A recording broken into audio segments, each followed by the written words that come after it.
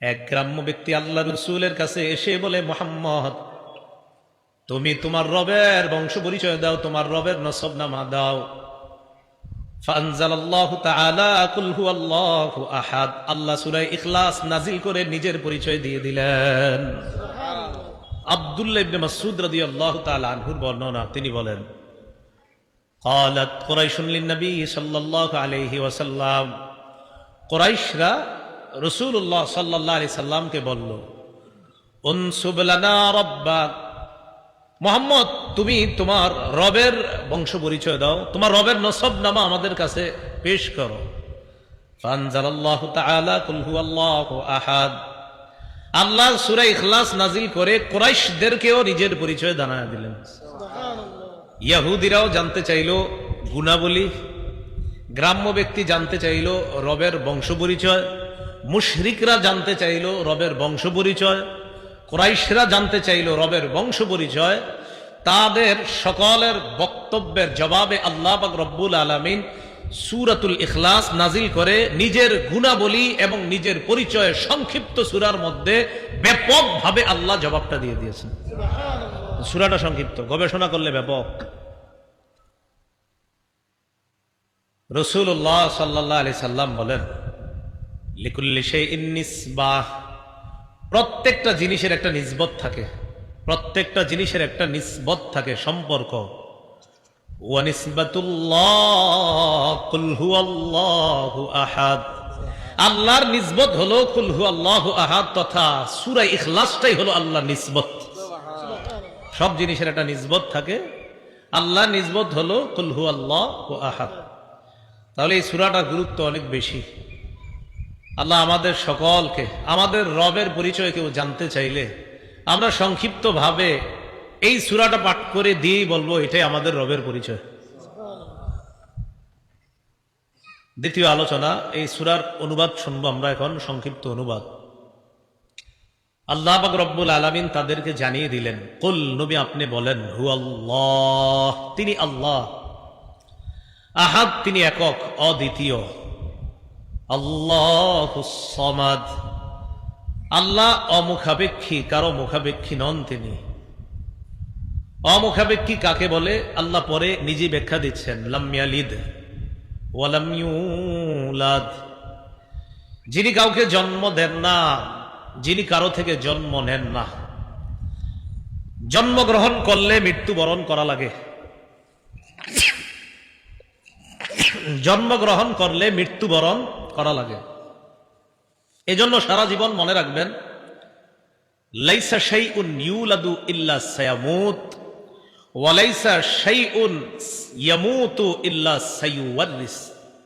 একটা মূলনীতি মনে রাখবেন, জন্ম মানি মৃত্যু, আর মৃত্যু মানি অন্য কাউকে উত্তরাধিকার বানানো। জন্মগ্রহণ করা মানি মৃত্যুবরণ করতে হবে, আর মৃত্যুবরণ করার পর অন্য কাউকে তার উত্তরাধিকার বানাইতে হয়। এই মূল নীতি যখন আমাদের মনে থাকবে, তখন সাথে সাথে বলতে পারবো, ইন্নাল্লাহা আযজা ওয়া জাল্লা লা ইয়ামুত ওয়া লা ইউওয়ারিসু। আমরা মূলনীতি শিখলাম, জন্মগ্রহণ করা মানে মৃত্যুবরণ করা, আর মৃত্যুবরণ করা মানে উত্তরাধিকার বানানো। আল্লাহ কখনো মৃত্যুবরণ করবেন না, আর কাউকে আল্লাহ উত্তরাধিকারও বানান না। সুতরাং এজন্যই তিনি আল্লাহ, তিনি রব, তিনি আগেও ছিলেন, এখনো আছে, ভবিষ্যতে থাকবে, তার কখনো মরণ হবে না। বলেন তো, যিনি জন্ম নেয় তিনি কি করেন? মৃত্যুবরণ করেন। অর্থাৎ আল্লাহ তো জন্ম নেবেন, কারণ আল্লাহ তো মৃত্যুবরণ করেন না, তাই আল্লাহ জন্ম নেন না। তো আল্লাহ বললেন, লাম ইয়ালিদ ওয়া লাম ইউলাদ, যিনি জন্ম দেন না, কারো থেকে জন্ম নেন না। ওয়া লাম ইয়াকুল লাহু কুফুয়ান আহাদ, তার সমকক্ষ কেউ নাই। তাহলে বলেন তো, আল্লাহ কাউকে জন্ম দেন? কারো থেকে জন্ম নেন? কিন্তু মক্কার বেঈমানরা, কাফেররা, মুশরিকরা, আরো অন্যান্য অনেকে, তারা এই ভয়ঙ্কর কথা বলছে যে আল্লাহ পাক রব্বুল আলামিনের সন্তান আছে। সূরা মারইয়ামের ৮৮ নম্বর আয়াত থেকে ৯৫ নম্বর আয়াতে আল্লাহ বলেন, ওয়া ক্বালু ইত্তাখাযার রহমানু ওয়ালাদা, তারা বলে দয়াময় আল্লাহ সন্তান গ্রহণ করেছে। বলেন নাউজুবিল্লাহ। তো আল্লাহ বলেন লাকাদ জিতুম শাইআন ইদ্দা, তোমরা ভয়ঙ্কর একটা বিষয়ের অবতারণা করেছো। বলেন তো, কেউ যদি বলে আল্লাহর সন্তান আছে, এটা কি স্বাভাবিক বিষয় না ভয়ঙ্কর বিষয়? আল্লাহ বলে এটা কতটা ভয়ঙ্কর বিষয় জানো? তাকাদুস সামাওয়াতু ইয়াতাফাত্তারনা মিনহু ওয়া তানশাক্কুল আরদু ওয়া তাখিরুল জিবালু হাদ্দা। কেউ যখন বলবে যে আল্লাহর সন্তান আছে, তখন আসমান তার এই কথা শুই না ফেটে যাওয়ার উপক্রম হয়, জমিন বিদীর্ণ হওয়ার উপক্রম হয়, পাহাড়গুলা টুকরা টুকরা হওয়ার উপক্রম হয় ওই বান্দার এই কথা শুই না, যে ছি ছি এটা কেমন কথা বলে রবের ব্যাপারে। আসমান ফেটে যাইতে চায়, জমিন বিদীর্ণ হয়ে যেতে চায়, পাহাড়গুলা টুকরা টুকরা হয়ে যেতে চায়। কেন? কেউ যদি বলে আল্লাহর ছেলে আছে। তো আল্লাহ বলেন আনদাউলির রহমানি ওয়ালাদা, এটা এই কারণে তারা দাবি করে দয়াময় আল্লাহর সন্তান আছে, এই দাবি তারা করে। বলি নাউজুবিল্লাহ। ওয়া মা ইয়ানবাগি লিররহমানি আন ইয়াত্তাখিযা ওয়ালাদা, দয়াময় আল্লাহর জন্য এটা শোভা পায় না, আল্লাহ কোন ছেলে গ্রহণ করবে, এটা আল্লাহর জন্য শোভা পায় না। ইন কুল্লু মান ফিস সামাওয়াতি ওয়াল আরদি ইল্লা আতির রহমানি আবদা, আসমান এবং জমিনের মাঝে যা আছে সবাই বান্দা হয়ে, গোলাম হয়ে, নত হয়ে আল্লাহর কাছে আসতে হবে। লাকাদ আহসাহুম ওয়া আদ্দাহুম আদ্দা, সব আল্লাহ গণনা করে রেখেছেন সঠিকভাবে, পুঙ্খানুপুঙ্খানুভাবে সব হিসাব আল্লাহ করে রেখেছেন। ওয়া কুল্লুহুম আতিহি ইয়াউমাল কিয়ামাতি ফারদা,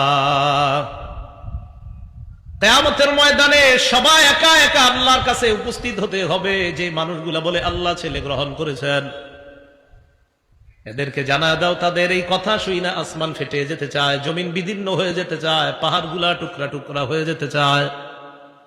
আরো জানা দাও সবাই আমার কাছে গোলাম হয়ে আসতে হবে, বান্দা হয়ে আসতে হবে, কিয়ামতের ময়দানে একা একা আমার কাছে আসতে হবে। সেদিন আমি আল্লাহ যদি প্রশ্ন করে বসি, এই তুমি বলছো আমার ছেলে আছে, এটা কেন বললাম? এবার আল্লাহ দেখেন কি বলে, সূরা আনামের 101 নম্বর আয়াত, আন্না ইয়াকুনু লাহু ওয়ালাদু ওয়া লাম তাকুল লাহু সাহিবা।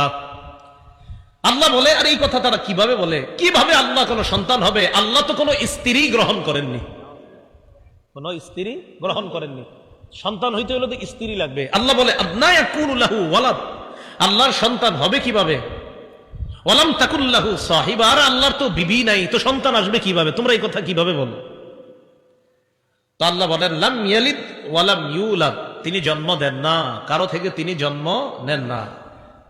তাহলে এটা হলো আল্লাহর ব্যাপারে আমাদের বিশ্বাস। বলেন আল্লাহ তিনি এক, অদ্বিতীয়। আল্লাহ এক, অদ্বিতীয়। বলেন নবী, আপনারা বলেন যে নবী আপনি বলেন তিনি আল্লাহ, তিনি একক, তিনি অদ্বিতীয়। আল্লাহুস সামাদ, আল্লাহ অমুখাপেক্ষী, আল্লাহ কারো মুখাপেক্ষী নন। লাম ইয়ালিদ, তিনি কাউকে জন্ম দেন না। ওয়ালাম ইউলাদ, তিনি কারো থেকে জন্ম নেন না।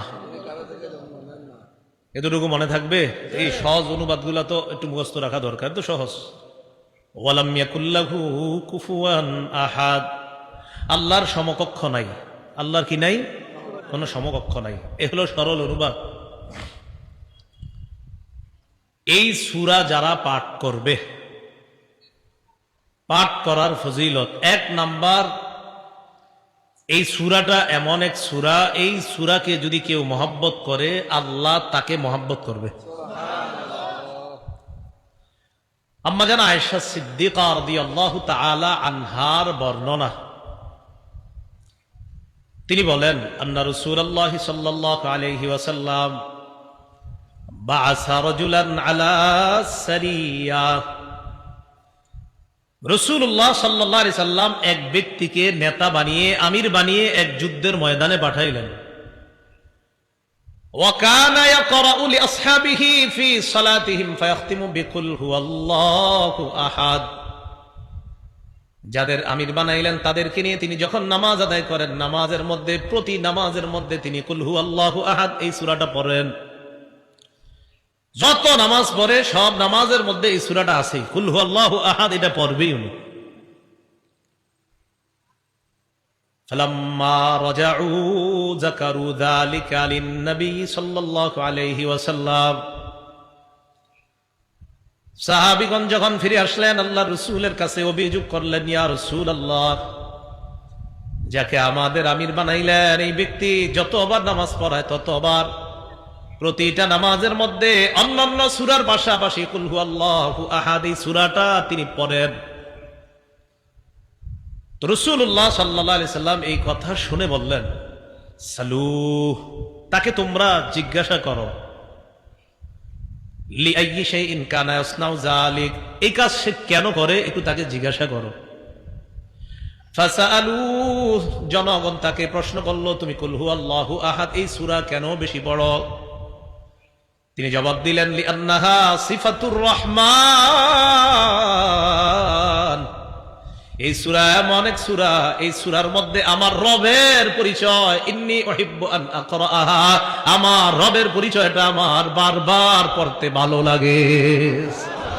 এটাতে আমার রবের গুণাবলী আছে, আমার বারবার এটা পড়তে খুব ভালো লাগে যে আমার রব বলছে বলো তিনি আল্লাহ, তিনি একক, তিনি অদ্বিতীয়, তিনি অমুখাপেক্ষী, তিনি কাউকে জন্ম দেন না, কারো থেকে জন্ম নেন না, তার সমকক্ষ কেউ নাই, আমার বারবার বলতে পড়তে খুব ভালো লাগে। তো সাহাবীগণ গেছে, নবীজি সাল্লাল্লাহু আলাইহি সাল্লামকে বললেন, তিনি এই কারণে এই সূরাটা পাঠ করে। ফাকালা রাসূলুল্লাহ সাল্লাল্লাহু আলাইহি ওয়াসাল্লাম, রাসূলুল্লাহ সাল্লাল্লাহু আলাইহি সাল্লাম বললেন, আখবিরুহু আন্নাল্লাহা ইউহিব্বুহু, তাকে জানিয়ে দাও সে যেহেতু কুল হুয়াল্লাহু আহাদ এই সূরাটা পছন্দ করে, সূরার মধ্যে তার রবের গুণাবলী তাই এটা পছন্দ করে, তাকে জানা দাও যেমনি ভাবে রবের গুণাবলী তার পছন্দ, তার ভালো লাগে, সে ভালোবাসে, তেমনি ভাবে আল্লাহও তাকে ভালোবাসেন, আল্লাহ তাকে মহব্বত করেন, আল্লাহ তাকে ভালোবাসে, তাকে জানা দেন।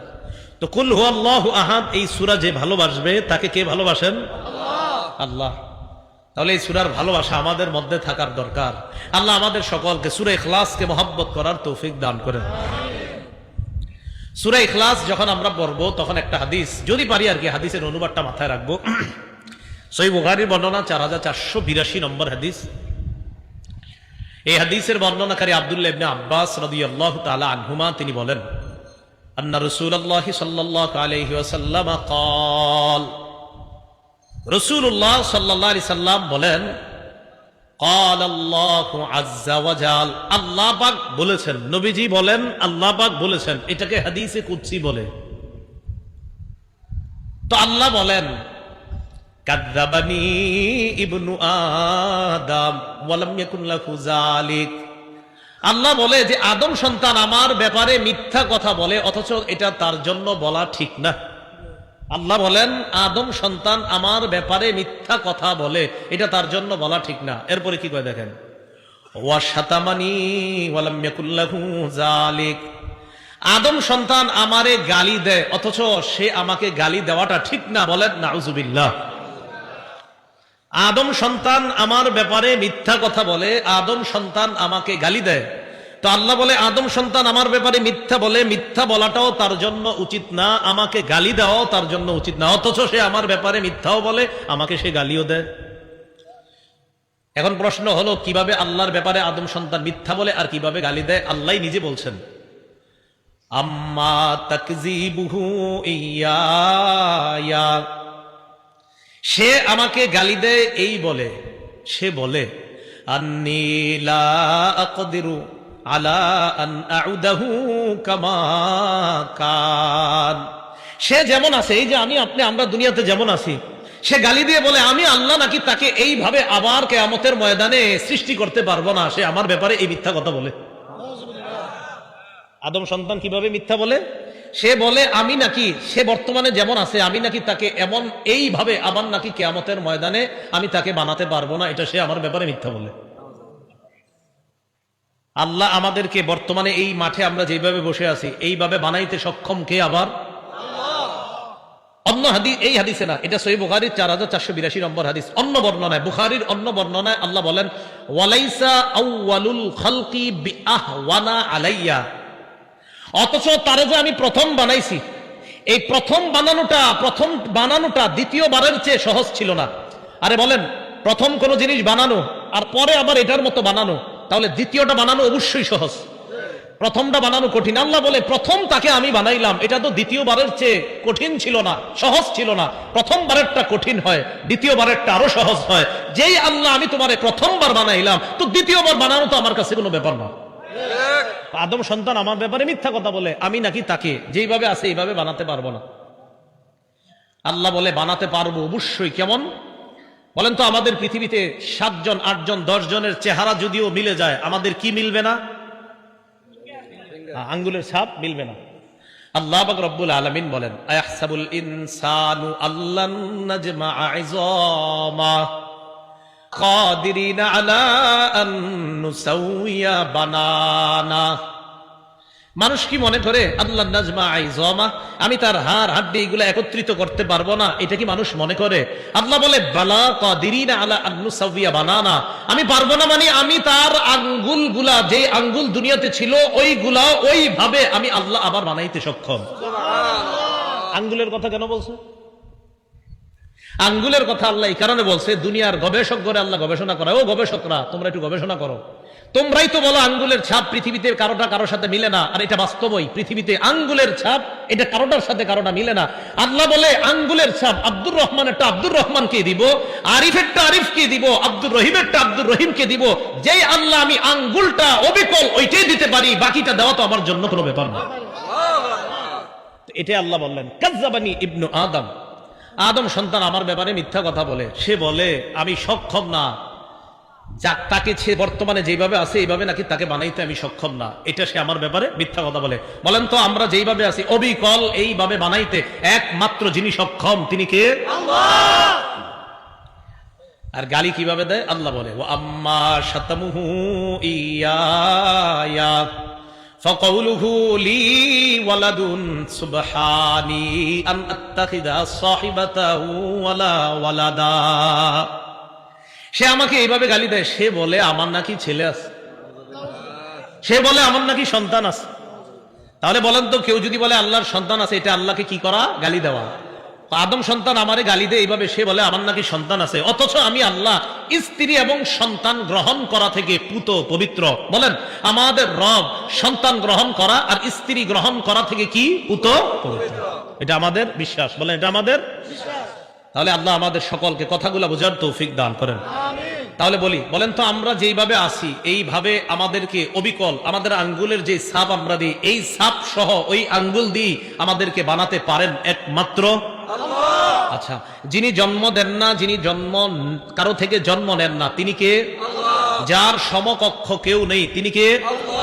মূলনীতিটা বলেন তো, যিনি জন্ম গ্রহণ করেন তিনি মৃত্যুবরণ করেন, যিনি মৃত্যুবরণ করেন তিনি উত্তরাধিকার সাব্যস্ত করেন। তো সুতরাং যিনি মৃত্যুবরণ করেন না তিনি জন্ম নেন না। বলেন তো, কে মৃত্যুবরণ করে না, করবে না? আল্লাহ। মাশাআল্লাহ। রাসূলুল্লাহ সাল্লাল্লাহু আলাইহি সাল্লামের সাহাবী আবু হুরায়রা রাদিয়াল্লাহু তাআলা আনহুর বর্ণনা, রাসূলুল্লাহ সাল্লাল্লাহু আলাইহি সাল্লামের সাথে এক জায়গায় তিনি রওনা করলেন। আবু হুরায়রা বলেন, আকবালতু মা'আন নবী সাল্লাল্লাহু আলাইহি ওয়াসাল্লাম ফাসামি'a রাজুলান ইয়াকরাউ কুল হুয়াল্লাহু আহাদ। আমি নবীজির সাথে এক জায়গায় রওনা করলাম, হঠাৎ নবীজি এক ব্যক্তিকে তেলাওয়াত করতে শুনলেন কুল হুয়াল্লাহু আহাদ। এক ব্যক্তি তেলাওয়াত করতেছে কুল হুয়াল্লাহু আহাদ, এই সূরাটা তেলাওয়াত করতে শুনলেন। নবীজি বললেন ওয়াজাবাত।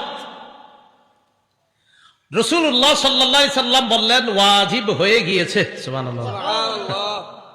আবু হুরায়রা রাদিয়াল্লাহু তাআলা আনহু বলেন, কুলতু মা ওয়াজাবাত ইয়া রাসূলুল্লাহ, ইয়া রাসূলুল্লাহ কি ওয়াজিব হয়েছে? কিছুই তো বুঝলাম না, আপনার কাছে বুঝতে চাই ওয়াজিব হয়েছে কি, ওয়াজিব হয়েছে বুঝলাম না।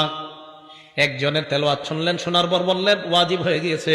আল্লাহ নবী বললেন যে কুল হুয়াল্লাহু আহাদ পড়লো, আর আমি যার তেলাওয়াতটা শুনলাম তার জন্য ওয়াজাবাতিল জান্নাত, জান্নাত ওয়াজিব হয়ে গেছে।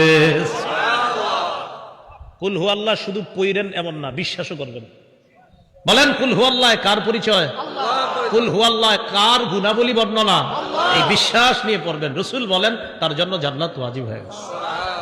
তাহলে এক নাম্বার জানলাম কুল হু আল্লাহু আহাদ যে মহব্বত করে তাকে আল্লাহ মহব্বত করে।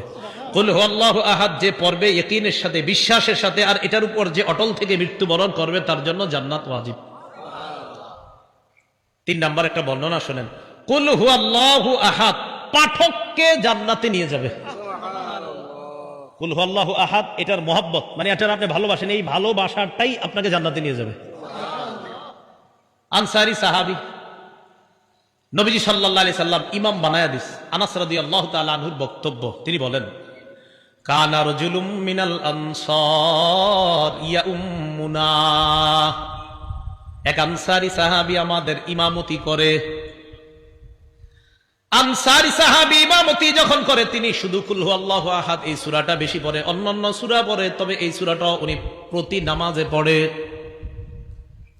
তো আমাদের মধ্যে বিজ্ঞ জনেরা তাকে বললেন, কি আপনি এত কুল হু আল্লাহ পড়েন কা, অন্য একটু সূরাও পড়েন মাঝে মাঝে, আপনি কুল হু আল্লাহ পড়েনি প্রত্যেক রাকাতে? তো তিনি জবাব দিলেন, শোনো তোমরা, আমি এটা প্রতি নামাজে এটা করবই। ইন আহবাবতুম, তোমরা যদি পছন্দ করো তাও আমি এটা করব। ওয়া ইন কারিহতুম, যদি অপছন্দ করো তাহলে আমি ছাড়া অন্য কাউরে ইমাম বানাও, কিন্তু আমারে যতদিন ইমাম রাখবা আমি অন্যান্য সূরা তো পড়বো, কুল হু আল্লাহু আহাদ এটাও পড়বো। এখন তোমরা মন চাইলে আমারে রাখো ইমাম হিসাবে, নাহলে অন্য একজন ইমাম রাখো।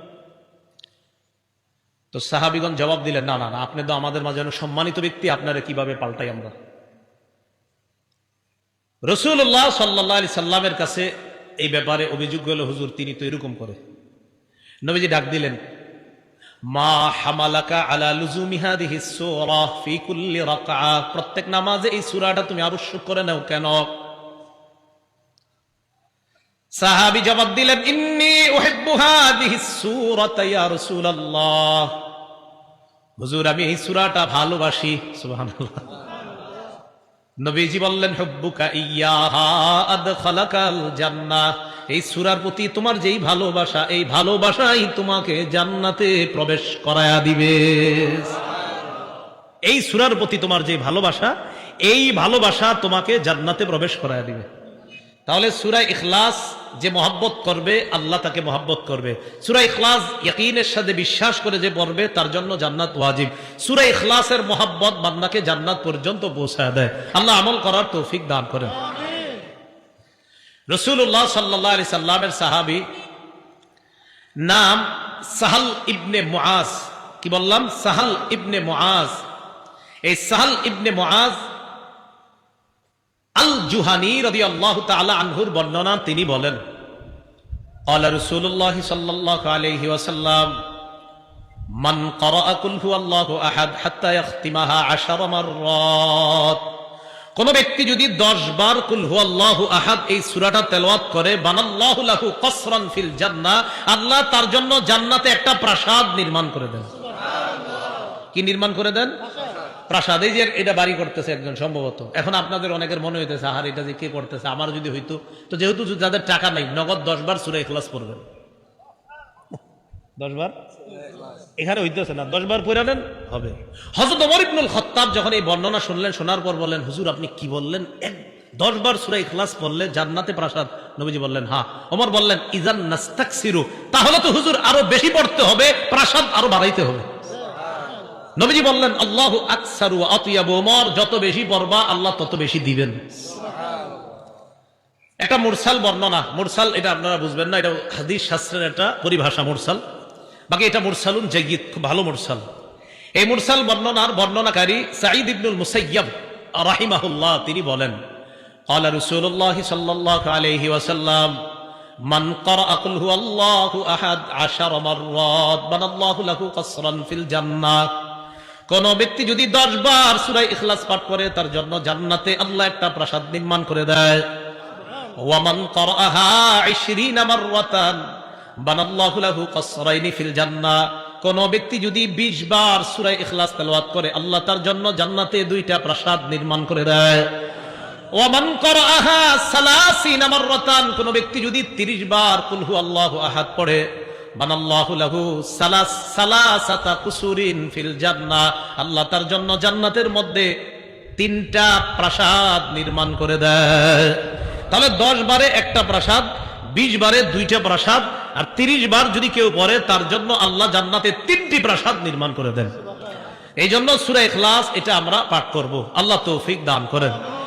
রাসূলুল্লাহ সাল্লাল্লাহু আলাইহি সাল্লাম সাহাবীদেরকে বললেন, আয়াজিজু আহাদুকুম আন ইয়াকরা সুলুসাল কুরআন ফি কুল্লি লাইলা, তোমাদের কেউ কি অক্ষম প্রতি রাতে কোরআনের 1/3 তোমরা তেলাওয়াত করে ঘুমাবা? এটা কি তোমাদের মধ্যে কেউ অক্ষম, অপারক কেউ কি পারবে না এটা? সাহাবীরা বলতেছে, আইয়ুনা ইউতিকু যালিকা ইয়া রাসূলুল্লাহ, হুজুর এটা আবার কে পারবে? কোরআনের 1/3 তেলাওয়াত করা সবার জন্য তো সহজ না বিষয়টা হুজুর।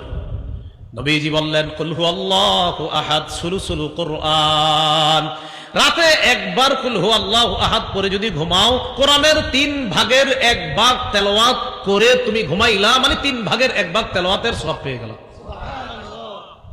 রাসূলুল্লাহ সাল্লাল্লাহু আলাইহি সাল্লামের সাহাবী আবু হুরায়রা রাদিয়াল্লাহু তাআলা আনহুর বর্ণনা, রাসূল সাল্লাল্লাহু আলাইহি সাল্লামের সাহাবী মুআজ ইবনে উবাইদুল্লাহর বর্ণনা, মুআজ ইবনে উবাইদুল্লাহ ইবনে খুবাইব তার বর্ণনা, তিনি বলেন, ইনতাজারনা রাসূলুল্লাহ সাল্লাল্লাহু আলাইহি ওয়াসাল্লাম ইউসাল্লি বিনা, আমরা অপেক্ষা করতে লাগলাম রাসূল আসবে, আয়েশা আমাদেরকে নামাজ পড়াবেন। তো রাসূলুল্লাহ সাল্লাল্লাহু আলাইহি সাল্লাম আমাদের কাছে আসলেন, আসার পর আমাকে বললেন, কুল তুমি বলো। বলেন তো নবীজি সাহাবীকে কি বললেন? তুমি বলো। এখন আপনাদেরকে আমি বললাম, আপনারা বলেন, বলেন তো কি বলেন? মানে আপনারা দেরি বুঝছেন, ঠিক না? নবীজি সাহাবীকে বলেন, কুল তুমি বলো। তো সাহাবী কয়, ফাসাকাততু, আমি চুপ রইলাম।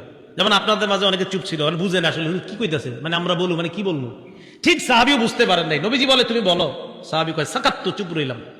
নবীজি আবার বললেন, কুল বলো। সাহাবী সাহস করে কয়, আমি বললাম, মা আকুল, হুজুর কি কমু? আপনাদেরকে বললাম বলেন, আপনারা এখন বলেন কি বলবো, বলেন। সাহাবীকে বললেন তুমি বলো, সাহাবী বলে হুজুর কি বলবো? নবীজি বললেন, কুল হুয়াল্লাহু আহাদ, তুমি বলো কুল হুয়াল্লাহু আহাদ ওয়াল মুআউযিযাতাইন সালাসা, তুমি বলো কুল হুয়াল্লাহু আহাদ, কুল আউযু বিরাব্বিল ফালাক, কুল আউযু বিরাব্বিন নাস, প্রত্যেকটা 3 বার করে বলেন। প্রত্যেকটা কয়বার করে? তাকফিকা ফি কুল্লি ইয়াউমিন মাররাতাইন, ফজরের পরে 1 বার, মাগরিবের মানে ফজরের পরে 3 বার, প্রত্যেকটা 3 বার করে 9 বার, মাগরিবের পরে 3 বার করে 9 বার। নবীজি বলেন, এই আমলটা যদি প্রতিদিন 2 বার করো, 2 বার মানে 2 বেলা, ফজরের পর 1 বেলা, মাগরিবের পর আরেক বেলা, ফজরের নামাজের পর 3 বার কুল হুয়াল্লাহ, 3 বার ফালাক, 3 বার নাস, মাগরিবের পর 3 বার কুল হুয়াল্লাহ, 3 বার ফালাক, 3 বার নাস। নবী বলেন, তাকফিকা ফি কুল্লি ইয়াউম, এই 3টা সূরা তুমি যে পড়লা 3 বার করে, সারা দিন বিপদ আপদ থেকে বাঁচার জন্য যথেষ্ট হয়ে যাবে। বাচ্চারা তো পারে না, এদেরকে কি করবেন? স্কুলে মাদ্রাসায় পাঠানোর সময় আপনি নিজে পড়ে ফুদিয়ে দিবেন, আর যারা পারে ওদেরকে মুখ দিয়ে বলাবেন, এই বলো, 3 বার করে এটারে পড়াবেন, তারপর এটারে মাদ্রাসা স্কুলে পাঠাবেন। আল্লাহ আমল করার তৌফিক দান করেন। রাসূলুল্লাহ সাল্লাল্লাহু আলাইহি সাল্লামের সাহাবী আবু হুরায়রা রাদিয়াল্লাহু তাআলা আনহুর বর্ণনা, তিনি বলেন, খরাজান নবিয়্যু সাল্লাল্লাহু আলাইহি ওয়াসাল্লাম, আল্লাহ রাসূল ঘর থেকে বের হলেন, বের হওয়ার পর বললেন, উহশুদু, এই তোমরা কাছাকাছি এসে বসো। কি করো? তোমরা কাছাকাছি এসে বসো। মসজিদের মধ্যে অনেক সময় দেখবেন ইমান ইকিনের কথা যখন বলে, যিনি বলে তিনি বলেন, ভাই আমরা একটু আগায় বসি, কাছে কাছে বসি, জমে জমে বসি, বলে না? তো নবীজি বললেন, তোমরা একটু কাছে কাছে বসো, জমে জমে বসো। তার মানে এরা যারা বলে এটা মসজিদের মধ্যে, এটাও সুন্নাহ, এই বলাটা এটা কোনো হাদিস কোরআনের বিরোধী না। নবীজিও সাহাবীদেরকে মাঝে মাঝে গুরুত্বপূর্ণ আলোচনা করার জন্য বলতেন, কাছে কাছে জমে জমে বসো। ফাহুশিদা মান হুশিদা, যারা আসার তারা নবীর কাছে আসলেন। আসার পর আল্লাহ নবী বললেন, ফাইন্নী সাআকরাউ আলাইকুম সুলুসাল কুরআন, নবীজি বললেন, কাছে কাছে বসো, আমি তোমাদেরকে আজকে কোরআনের 3 ভাগের 1 ভাগ পড়ে শোনাবো। কি শোনাবো? কোরআনের 3 ভাগের 1 ভাগ। 10 পারা পড়তে কতক্ষণ লাগবে? অনেক সময় লাগবে। আমি তোমাদেরকে 3 ভাগের 1 ভাগ পড়ে শোনাবো।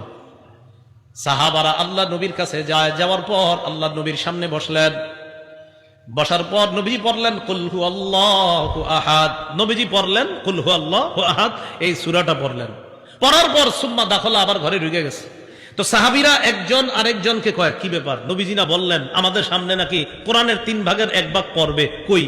সামান্য তিনটা কি পড়লেন সূরা, তিনটা আয়াত পুরা আবার চলে গেলেন কোথায়? নবীজি তো 3/1 পড়ার কথা, পড়লো না তো। কয় মনে হয় আসমান থেকে কোনো কিছু আসবে, তারপর হয়তো জানাবে আমাদেরকে। এটা সাহাবীরা একজন আরেকজনকে কয়, ইন্নিল আওয়াহা খাবরা মিনাস সামাই জাআ, যে মনে হচ্ছে আসমানের কোনো সংবাদ আসবে, তারপর জানাবে। সাহাবীরা একে অপরকে এই কথাগুলো বলতেছে। ইতিমধ্যে নবীজি বের হলেন, বের হওয়ার পর বললেন, আচ্ছা আমি কি বলছি তোমাদেরকে? আমি বলেছিলাম কোরআনের 3/1 পড়ে শোনাবো, এই কথা আমি তোমাদেরকে বলেছিলাম। তো সাহাবীগণ তো মন দিয়ে শুনতেছে। নবীজি বলেন, আমি তোমাদের সামনে কুল হুয়াল্লাহ সূরাটা পড়েই তো ঘরে গিয়েছিলাম। এই যে কুল হুয়াল্লাহ আমি পড়েছিলাম, ইন্নাহা লা তা'দিলু সুলুসাল কোরআন, এই সূরাটাই কোরআনের 3/1। তো কুল হুয়াল্লাহু আহাদ একবার যদি কেউ তেলাওয়াত করে, আল্লাহ তাকে কোরআনের 3/1 তেলাওয়াত করার সওয়াব দান করে। তো দুইবার যদি কেউ পড়ে, কোরআনের 3/2 তেলাওয়াত করার সওয়াব দান করে। কেউ যদি 3 বার পড়ে, আল্লাহ তাকে কোরআনের 3 ভাগ, মানে কোরআনের পুরা 3 ভাগ পড়ার সওয়াব আল্লাহ তার আমলনামায় লিপিবদ্ধ করে দেয়। এখন এই কুল হুয়াল্লাহু আহাদ এই সূরাটা আমরা নামাজের মধ্যে আমল করতে পারি। বিশেষ করে মাগরিবের 2 রাকাত সুন্নতে প্রথম রাকাতে কুল ইয়া আইয়ুহাল কাফিরুন এই সূরাটা, আর মাগরিবের নামাজের সুন্নতের দ্বিতীয় রাকাতে কুল হুয়াল্লাহু আহাদ, ফজরের নামাজের সুন্নতের প্রথম রাকাতে কুল ইয়া আইয়ুহাল কাফিরুন, ফজরের সুন্নতের দ্বিতীয় রাকাতে কুল হুয়াল্লাহু আহাদ। রাসূলুল্লাহ সাল্লাল্লাহু আলাইহি সাল্লাম মসজিদে গেলেন, যাওয়ার পর দেখলেন এক সাহাবী ফজরের নামাজের সুন্নত পড়তেছে, ফজরের নামাজের সুন্নত পড়তেছে। সুন্নতের প্রথম রাকাতে পড়তে লাগলেন কুল ইয়া আইয়ুহাল কাফিরুন, এই সূরাটা পড়তে লাগলেন প্রথম রাকাতে। তো যখন প্রথম রাকাতে এই সূরাটা পড়তে লাগলেন, নবীজি তার পাশ দিয়ে গেলেন, যাওয়ার পর রাসূলুল্লাহ সাল্লাল্লাহু আলাইহি সাল্লাম তার পাশ দিয়ে গেলেন। আর যখন শুনলেন যে এই ব্যক্তি কুল ইয়া আইয়ুহাল কাফিরুন এটা পড়তেছে, তো রাসূলুল্লাহ সাল্লাল্লাহু আলাইহি সাল্লাম বললেন, এই ব্যক্তি আল্লাহর একত্ববাদ স্বীকার করে নিয়েছে, আল্লাহ ছাড়া অন্য যারা আছে তথা শিরক থেকে নিজেকে বাঁচিয়ে নিয়েছে। কোন সূরা পড়ছে? কুল ইয়া আইয়ুহাল কাফিরুন। এরপর আবার যাইতেছে, দেখে দ্বিতীয় রাকাতে পড়ে কুল হুয়াল্লাহু আহাদ এই সূরাটা। নবীজি বললেন, হাদা রাজুলুন ক্বাদ আরাফা রাব্বাহ, মাশাআল্লাহ, এই ব্যক্তি এমন এক সূরা পড়ছে যেই সূরা পড়ার কারণে, পড়ার মাধ্যমে বোঝা যায় এই ব্যক্তি তার রবকে চিনতে পারছে। তাহলে ফজরের নামাজের সুন্নতে প্রথম রাকাতে কুল ইয়া আইয়ুহাল কাফিরুন, আর দ্বিতীয় রাকাতে কুল হুয়াল্লাহু আহাদ, আর মাগরিবের সুন্নতের প্রথম রাকাতে কুল ইয়া আইয়ুহাল কাফিরুন, আর দ্বিতীয় রাকাতে কুল হুয়াল্লাহু আহাদ, এই আমলটা করা। তাহলে সূরা ইখলাসের এই আমলটা আমরা সবাই করব তো ইনশাআল্লাহ। সূরা ইখলাসের যে কথাগুলা বলা হলো, আমরা যারা পারি 3 বার প্রতি রাতে ঘুমের সময় পড়ব, আর যারা পারি ইনশাআল্লাহ আমরা 10 বার যদি পড়ি তাহলে জান্নাতে একটা প্রাসাদ নির্মাণ করবে, যেটা আমরা জানতে পারলাম।